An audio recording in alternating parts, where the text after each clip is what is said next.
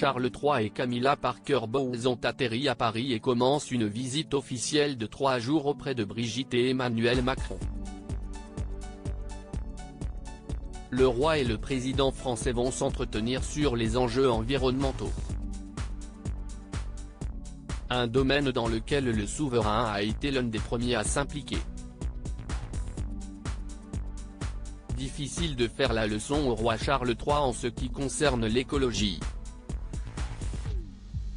Voilà maintenant plusieurs dizaines d'années que l'office de la reine Elisabeth II s'est engagé dans la lutte contre le réchauffement climatique.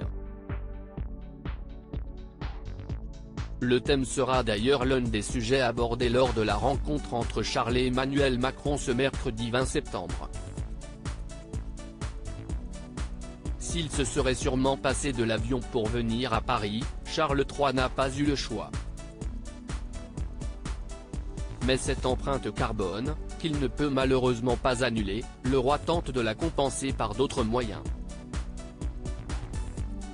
Dans les colonnes de Libération, on apprend que l'ex-mari de Diana a créé toute une commune dans les années 90, Poundbury, au sein de laquelle le système de gaz est une expérimentation du recyclage du biométhane.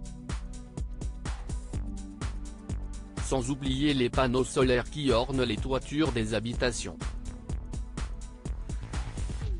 Autre challenge que s'est imposé le roi Charles, encore prince à l'époque, son manoir de Highgrove. Cette demeure qu'il chérit tant est devenue son bassin d'expérimentation. En plus du système de récupération d'eau de pluie, Charles III a mis en place une expérimentation pour l'agriculture écologique grâce à un champ de fleurs sauvages. Ce sont les moutons qui poussent les graines des fleurs et les plantent dans la terre. En les piétinant, en broutant l'herbe, ils la tondent naturellement. CIST du jardinage organique, explique Rosie Alderton, l'une de ses employées.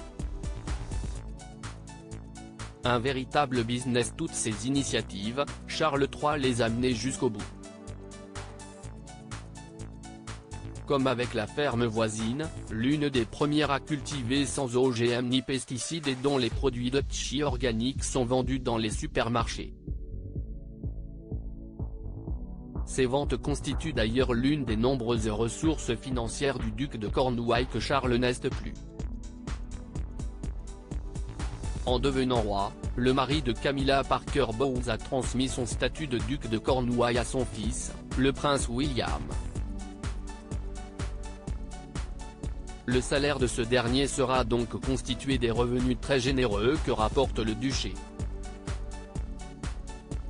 Parmi eux, le loyer du manoir de Highgrove, versé par son propre père.